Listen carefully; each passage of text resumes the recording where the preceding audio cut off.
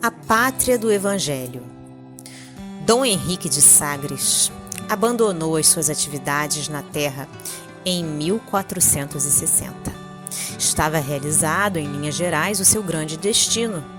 Da sua casa modesta da Vila Nova do Infante, onde se encontra ainda hoje uma placa comemorativa como perene homenagem ao grande navegador, desenvolvera ele, no mundo inteiro, um sentimento novo de amor ao desconhecido. Desde a expedição de Ceuta, o infante deixou transparecer em vários documentos que se perderam nos arquivos da Casa de Avis, que tinha a certeza da existência das terras maravilhosas, cuja beleza haviam contemplado os seus olhos espirituais no passado longínquo. Toda a sua existência de abnegação e ascetismo constituíra uma série de relâmpagos luminosos no mundo de suas recordações. A prova de que os seus estudos particulares falavam da terra desconhecida é que o mapa de André Bianco, datado de 1448, mencionava uma região fronteira à África. Para os navegadores portugueses, portanto, a existência da grande ilha austral já não era assunto ignorado. Novamente, no além, o antigo mensageiro do mestre não descansou, chamando a colaborar com ele numerosas falanges de trabalhadores devotados à causa do Evangelho do Senhor. Procura influenciar sobre o curto reinado de Dom Duarte, estendendo com os seus cooperadores essa mesma atuação ao tempo de Dom Afonso V, sem lograr uma ação decisiva a favor das empresas esperadas. Aproveitando o sonho geral dos tesouros das Índias, a personalidade do infante se desdobra com o objetivo de descortinar o continente novo ao mundo político do Ocidente. Enquanto a sua atuação encontra fraco eco junto às administrações de sua terra, o povo de Castela começa a preocupar-se seriamente com as ideias novas, lançando-se à disputa das riquezas entrevistas. Eleva-se então ao poder Dom João II, cujo reinado se caracterizou pela previdência e pela energia realizadora. Junto do seu coração, o emissário invisível encontra grandes aspirações, irmãs das suas. O príncipe perfeito torna-se o dócil instrumento do mensageiro abnegado. A mesma sede de além lhe devora o pensamento. Expedições diversas se organizam. O Castelo de São Jorge é fundado por Diogo de Azambuja, na costa da Mina. Diogo Cão descobre toda a costa de Angola. Por toda parte, sob o olhar protetor do grande rei, aventuram-se os expedicionários. Mas o espírito, em todos os planos e circunstâncias da vida, tem de sustentar as maiores lutas pela sua purificação suprema. Entidades atrasadas na sua carreira evolutiva se unem contra as realizações do príncipe ilustre. Depois do desastre no campo de Santarém, no qual o filho perde a vida em condições trágicas, surgem outras complicações entre a sua direção justiceira e os nobres da época. Dom João II morre envenenado em Alvor, no ano de 1495. Todavia, os planos da escola de Sagres estavam consolidados. Com a ascensão de Dom Manuel I ao poder, nada mais se fez que atingir o fim de longa e laboriosa preparação. Em 1498, Vasco da Gama descobre o caminho marítimo das Índias e, um pouco mais tarde, Gaspar de Corte Real descobre o Canadá. Todos os navegadores saem de Lisboa com instruções secretas quanto à terra desconhecida, que se localizava fronteira à África e que já havia sido objeto de protesto de Dom João II contra a bula de Alexandre VI, que pretendia impor-lhe restrições ao longo do Atlântico por sugestão dos reis católicos da Espanha.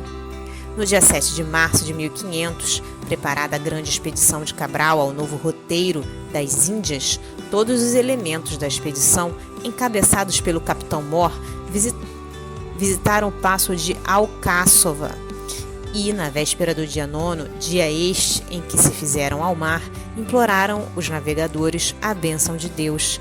Na ermida do Restelo, pouso de meditação que a fé sincera de Dom Henrique havia edificado. O Tejo estava coberto de embarcações engalanadas e, entre manifestações de alegria e de esperança, exaltava-se o pendão glorioso das quinas. No Oceano Largo, o capitão Mor considera a possibilidade de levar a sua bandeira à terra desconhecida do hemisfério sul. O seu desejo cria a necessária ambientação ao grande plano do mundo invisível. Henrique de Sagres aproveita esta maravilhosa possibilidade. Suas falanges de navegadores do infinito se desdobram nas caravelas embandeiradas e alegres. Aproveitam-se todos os ascendentes mediúnicos. As noites de Cabral são povoadas de sonhos sobrenaturais e, insensivelmente, as caravelas inquietas cedem ao impulso de uma orientação imperceptível. Os caminhos das Índias são abandonados. Em todos os corações há uma angustiosa expectativa. O pavor do desconhecido empolga a alma daqueles homens rudes que se viam perdidos entre o céu e o mar nas imensidades do infinito. Mas a assistência espiritual do mensageiro invisível, que de fato era ali o divino expedicionário, derrama um claror de esperança em todos os ânimos. As primeiras mensagens da terra próxima recebem-nas com alegria indizível. As ondas se mostram agora, a miúde, qual concha caprichosa de folhas, de flores e de perfumes.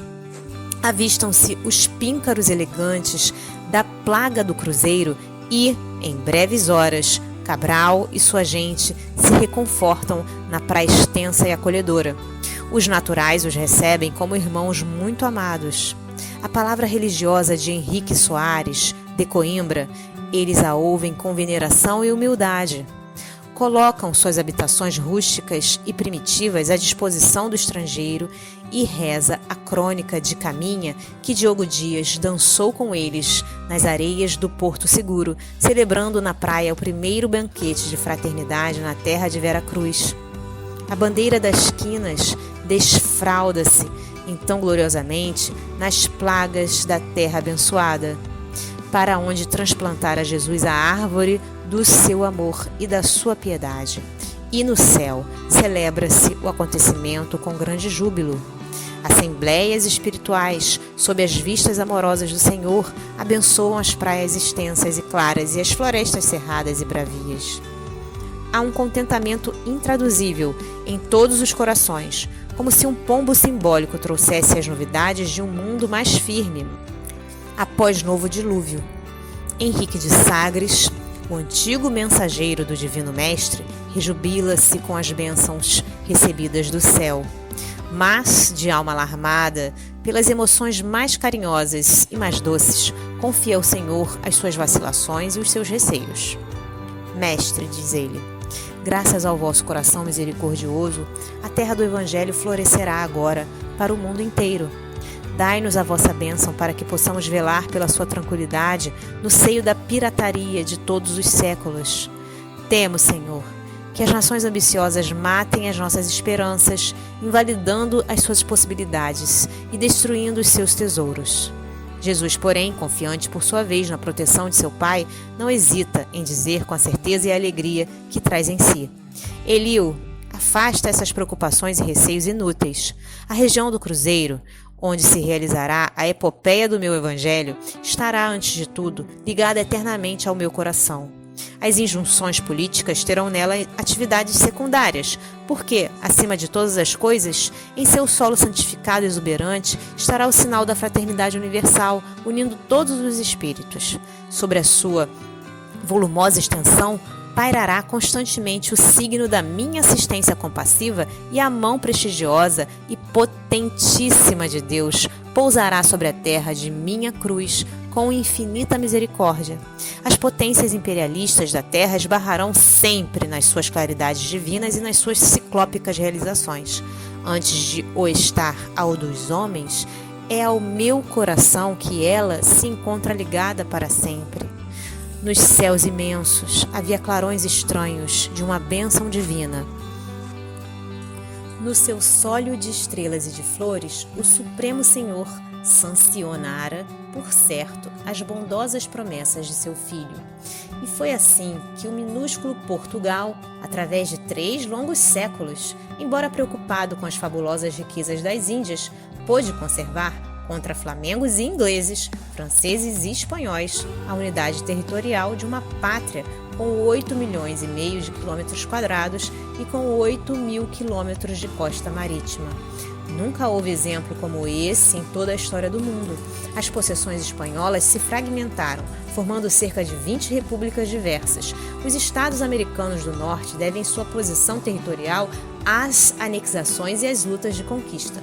A Louisiana, o Novo México, o Alasca, a Califórnia, o Texas, o Oregon surgiram depois da emancipação das colônias inglesas. Só o Brasil conseguiu manter-se uno e indivisível na América, entre os embates políticos de todos os tempos.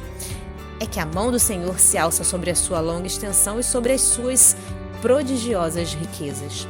O coração geográfico do orbe não se podia fracionar.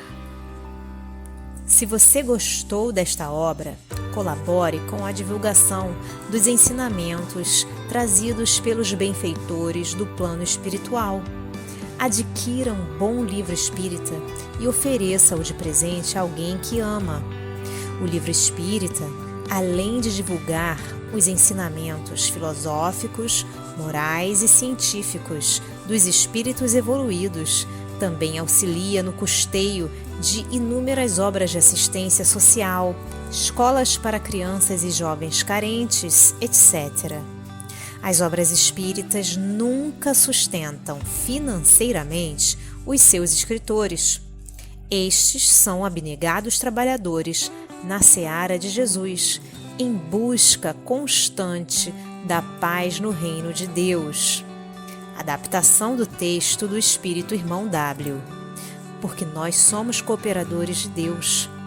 Paulo, Primeira Epístola aos Coríntios, capítulo 3, versículo 9.